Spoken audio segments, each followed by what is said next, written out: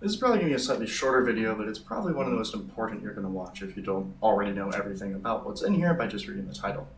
Digital versus analog signals. Now, first I want to get out of the way the concept of a digital signal. There is no such thing as a digital signal. There's analog signals that we interpret as being digital, but rise times and fall times are never zero. And what I mean by that is every digital signal is represented as this, but on an oscilloscope, it's actually this. It looks more like a sawtooth. So, how does that work? What's the difference, and how does this affect things? First, I want to get into the concepts of the two and how they're used, how they matter. Digital is used for communication primarily.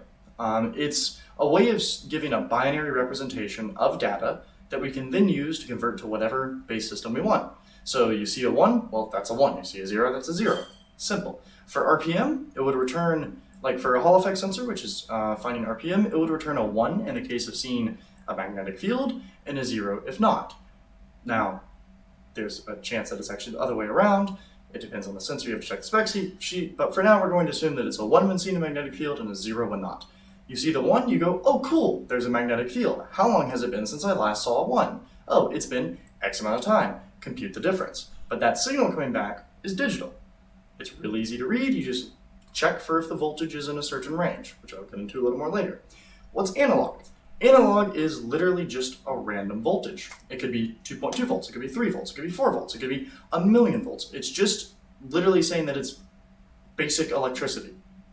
Now, in the case of a data acquisition system, it's probably something for a sensor. So, in the case of, let's say, a brake pressure sensor, that's usually going to return an analog value that's directly proportional to what it's seeing.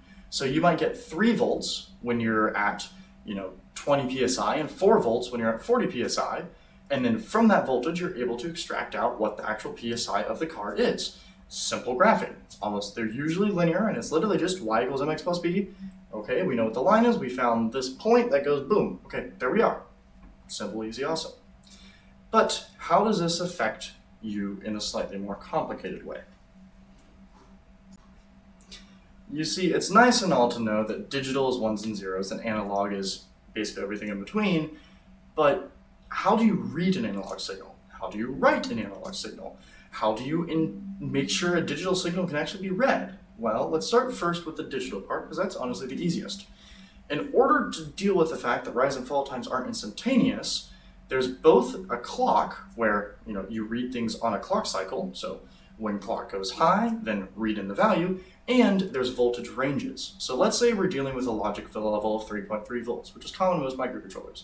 0 to 0.3 volts is going to be interpreted as a 0, about 10% of the 10% of the whole range at the bottom end. And 3 to 3.3 volts is going to be interpreted as a 1, 10% of the top end. Anywhere in between, it's got no idea what's going on. So what's very important to do is make sure that you're in one of those defined ranges on the clock cycle.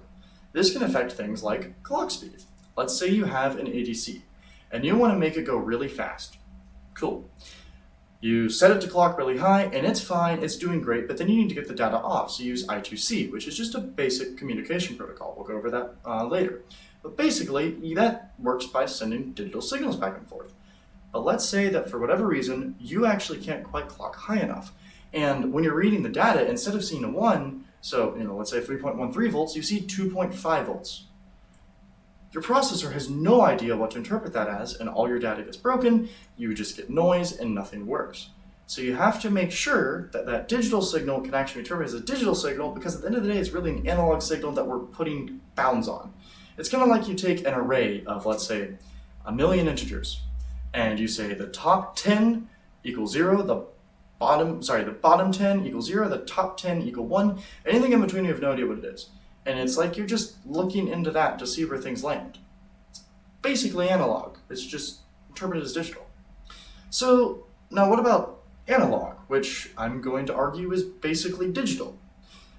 Yeah, it might sound a little confusing. You just said digital was analog, and then that's saying they're the same thing, which they are, but they aren't. But let me explain.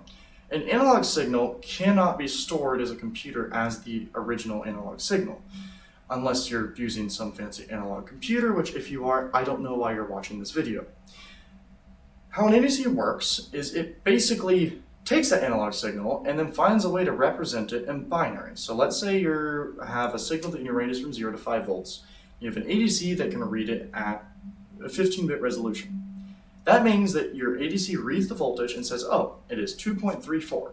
Okay, well, what does that work out as a percentage of my range? Or the ADC actually kind of does it the opposite, but the way to think about it is you're representing every analog signal as a percentage of a range of a voltage. So 0 to 5 volts, 2.5 volts is going to be halfway between the minimum value that the ADC can put out and the maximum. So in the case of 2 to the 15th, 2 to the 15th minus 1 divided by 2, because 0 to 2 to the 15th minus 1 is going to be the actual range. That's how you read that in, and that's how you deal with it. But how do you write an analog signal? Well, good thing you asked. Have you ever heard of something called PWM, or I believe it's called power width modulation? How that works is you basically send a pulse for a certain amount of time. So you write a digital out, let's say 3.3 volts for, some point of an overall period. As in, if you do 3.3 volts for the first half and then 0 for the next half, it ends up looking like about, 1.65 volts. If you do a quarter, it would be 3.3 divided by 4.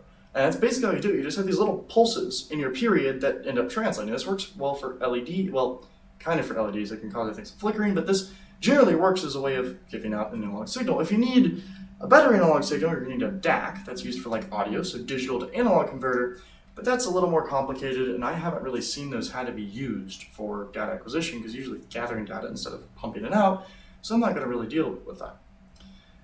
But basically, your digital and your analog signals are the same but different. Digital is a way of representing a voltage, of classifying a voltage as a 0 or 1 for communication. So think of that for like communication protocols like I2C, USB, SPI, PCIe, any of those you've heard of. It's how you store data in a chip, zeros and ones. It's how you would store it in integer, where it's just a combination of zeros and ones in base 2 that then are represented as voltages and cells and storage, and so on and so forth. It's the way that computers work. You just have to remember that at the end of the day, it's really just an analog voltage that, as long as it's within the bounds, can be interpreted as digital.